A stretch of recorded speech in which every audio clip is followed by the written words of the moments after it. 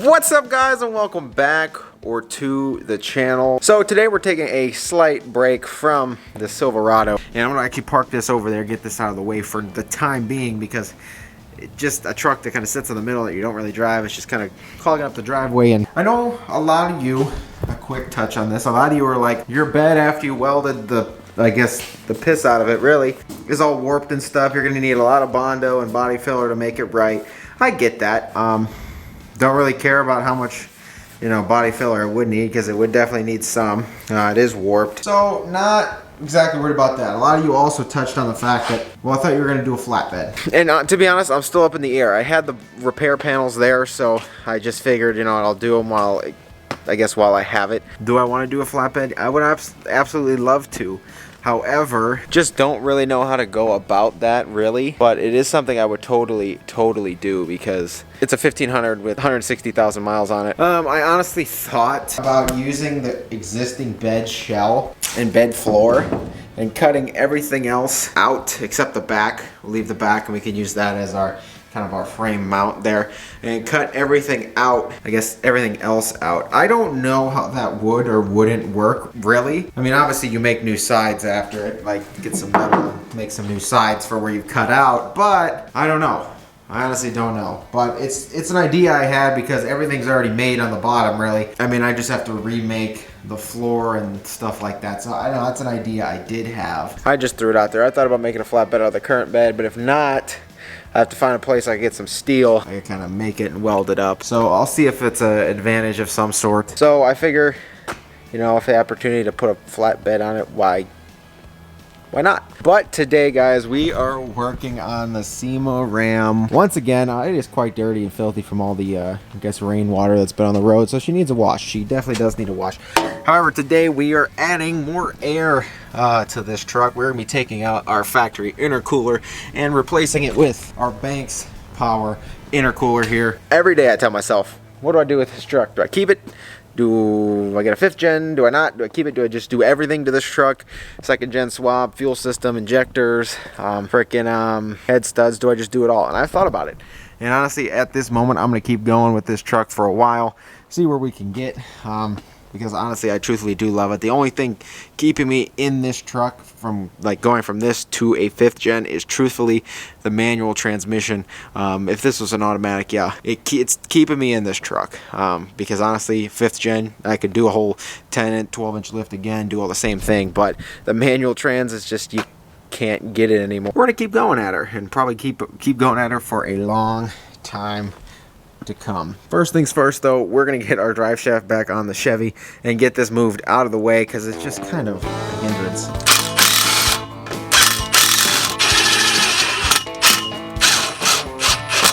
Oh, I do miss getting in this thing. I know I say that every time. Just so fun. Literally just an old truck.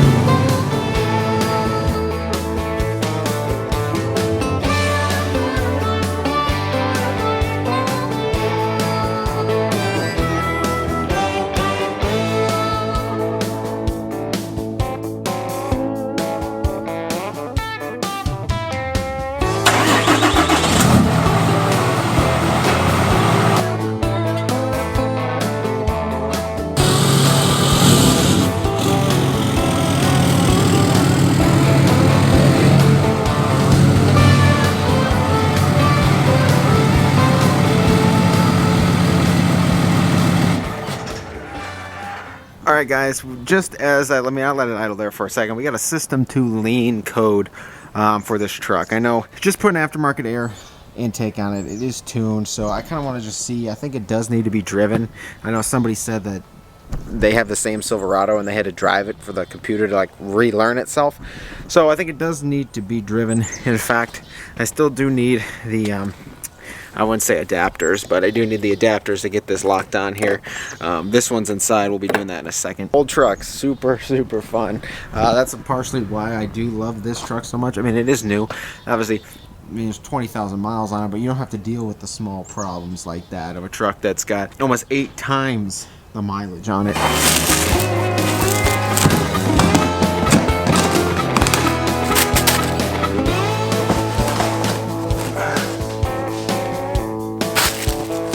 Okay, so looking at the instructions, and because of the aftermarket front bumper, and because we already have the boost tubes actually on our truck, if you guys didn't know, you can see we have, let's see, there we go, we have the boost tubes powder coated, illusion purple in there to match the suspension, but we have those done already. There's a lot of parts on this system we don't need to install and won't need to swap over. So if you have this truck, this probably will not be the best install video, because even things like the lower shroud here had to be removed because of the bumper and stuff like that in general. We will transfer over the stuff that is and can be. Also, you see up there, we do have to remove our mounting bolts again, which are super fun, not at all. Then our intercooler should come down and go back up, and we'll slide our boost tubes back on. Banks not only proves their system does something, but they show you compared to competitors. So here, I mean, you have to have the stock, the AFE, and the Banks power. Also, for people who don't know what this really does, again, on their website, improves power, durability, fuel economy, extensively tested and validated. Like I said, Banks proves their stuff. So without further ado, let's rip the factory intercooler off and get our Banks intercooler on. Up in here, truthfully just taking off our intercooler mounting bolts. There's 2 on each side, and once we loosen these up, the intercooler will in fact swing down, so be careful.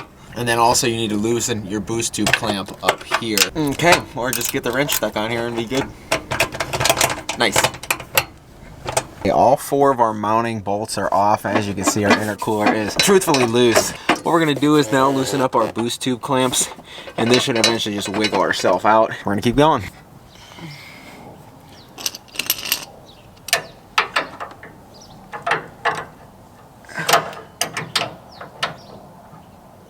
Jesus Christ.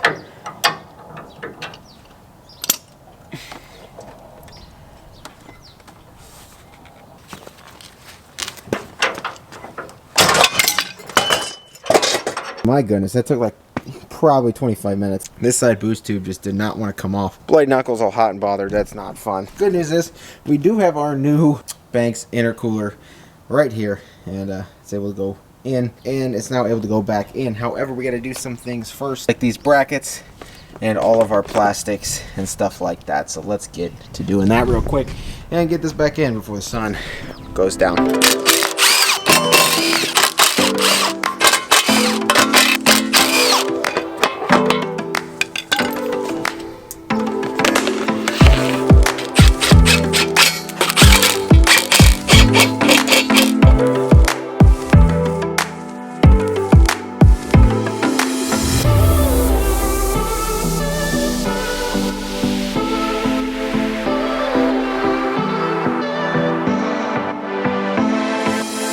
Okay, so what's happening is this intercooler obviously is bigger than stock. With this Road Armor aftermarket bumper, these will never be used. These little factory tabs here, they'll never be used because this plastic shield had to be removed just for fitment reasons. So this is no longer on even that intercooler, and it's in the trash. So I will never use these tabs. This will always be on the truck. So what we're going to do is actually going to trim these tabs off. It's not really part of the install or recommended to do so, but it's my truck, my intercooler. I know that I'm never going to have this plastic guard in the front anymore, and for me to get it up in there, these are just rubbing on the bumper and chipping my paint, so I'm honestly just going to cut them off and not worry about it.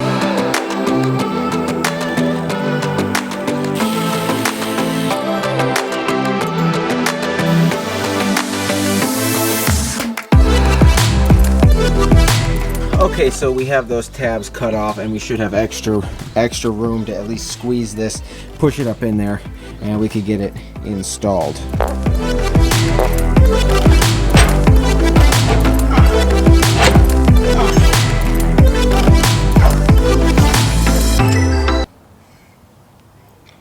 Alright, this has kind of turned into a nightmare. This aftermarket bumper is really causing me trouble. And the lift, for that matter. I honestly have no option.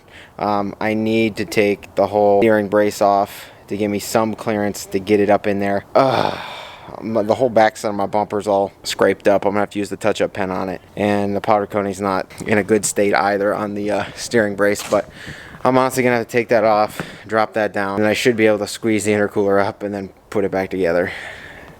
Nightmare. All right, guys, so here's the situation. My complete misunderstanding, but the boost tube upgrade kit I have on my truck is made to upgrade my stock boost tubes to accommodate my stock intercooler. Now, the problem with that is these boost tubes that came with the intercooler are upgraded even more and are made to go with the new intercooler. Here's the other situation. It is 6 o'clock at night, not really a problem. I was gonna say, even if I stop right now because it's dark out, cool. Okay, but by 5, 6, 7 a.m. we got rain, and by 11 a.m. it'll be like 39 degrees. I need to put these other boost tubes on, but that means I'll be removing my purple powder coated boost tubes and putting these silver ones on. Not the worst thing in the world because my truck will be able to drive, but they just won't be powder coated purple at the moment. One of these is the exact same as the boost tube upgrade kit. However, this one is different. So we're gonna have to do that real quick just in order to get this thing back in. So here is our driver's side intercooler pipe. Yes, pretty illusion purple. I'm gonna fish this pipe back up in there, connected to our intake horn up in there. Hopefully it's not that late of a night, but at this rate we're working on it. 5 hours later. Oh, as you can tell by the dirty hands, guys. First of all, world's worst YouTuber here. Well, right now I'm kind of battling the weather.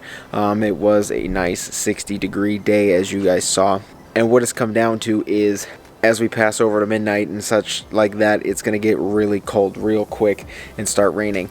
So the intercooler is back up in there, everything's bolted back together. As you can see, we got our new Banks intercooler in there, which is awesome, super awesome.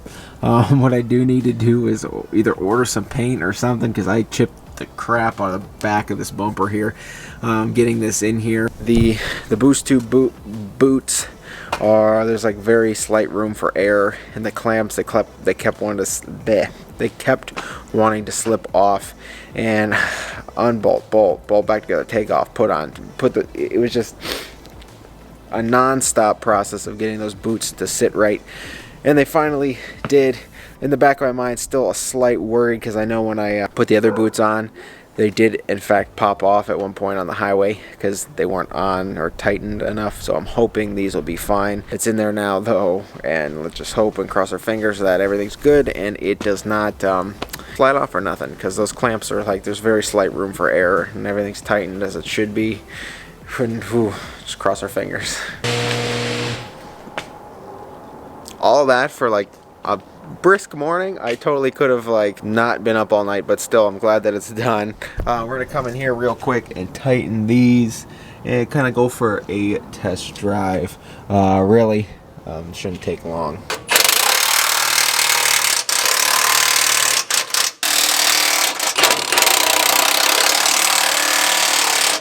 Truthfully, everything's done. Hopefully everything's good. I need to get some touch-up paint for that bumper so it doesn't rust. First startup really of the truck with the new intercooler on it.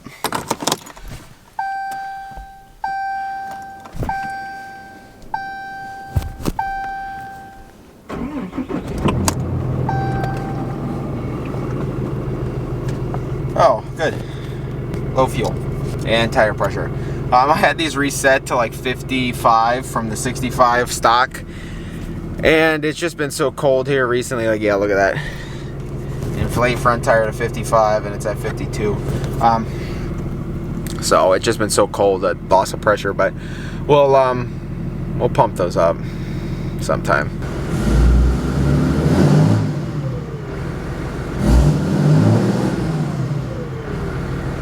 We'll take this for a drive and see if there's any more noticeable like sound difference or performance. It says it's supposed to add like 27 horsepower and 47 foot-pounds of torque, I think. Horsepower is at 27, kind of negligible, but when you put everything together, then you see your difference. So we'll give her a spin. All right, guys, so this is actually like the second, third-ish drive with the new intercooler. What I first, I guess, major thing I can tell is that the the MPG like lyometer gauge is like almost double what it usually is. So therefore, the truck is reading something as being more efficient. I'm not saying I'm getting double the MPG, because that's definitely not the case. But it is, something is being more efficient. Whatever the truck reads in that sense, it is being more efficient. I'm not saying it's being crazy more efficient, but the truck's reading it as more efficient. So that's good. I do notice when like third, fourth, fifth gear, when the turbo's spooling and you have your boost, I mean, it does pull quite well now, more so than it just with the boost tubes. Obviously, you're getting cooler, denser air from that intercooler, but it does, I mean, it does pull quite nicely with the intercooler in there. Oh, I guess I just filled up, so we'll do an MPG test over the next, like, course of this next tank, and I'll let you guys know. I gotta keep track of everything, so. And we're still in the same kind of cold winter season, so the fuel ain't changing yet, but I could give you guys like an example of that when I finish this tank. However, I do notice the truck does, especially in like the 4, 5, and 6 gears, the truck does seem to, I guess, pull a little better and whatnot. So I do see improvement with it, and as far as I know, there's no boost leaks, no nothing, so those clamps are staying on there, which is awesome, because I was out there all night last night busting my knuckles. So yeah, no, it's not busting my nuts, it was busted knuckles because the clamps kept coming off. But definitely an improvement. I can't wait to see what like fuel mileage stuff actually does hand calculated in the future. But definitely a good upgrade, especially going from stock to this intercooler with the boost tubes is probably the biggest difference you'll notice. But because I already had the boost tubes, we're getting like half the true effect of it, because I already had half of it done in theory. So yeah.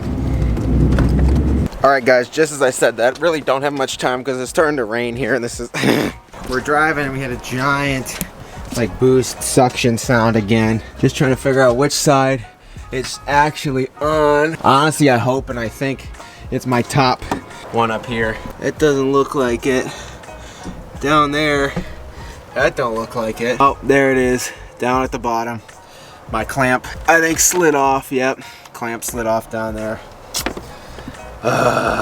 Unreal. So guys, like truthfully, the lens is probably all dirty. I was fighting with that all night down there, and it's still not clamped on. I don't know if I need a bigger boot or something. I don't know, but that clamp keeps sliding off, and it's just not good. So I'm gonna figure out a solution to that, or get in there and retighten it again or something. But when the intercooler is in fact working, it does an amazing job. However, I just need to figure that part of it out. Those clamps just keep sliding off. I don't understand. Truthfully, I don't. Alright guys, we should be getting back to this. I know some of you wanted me to make a flatbed, some of you didn't.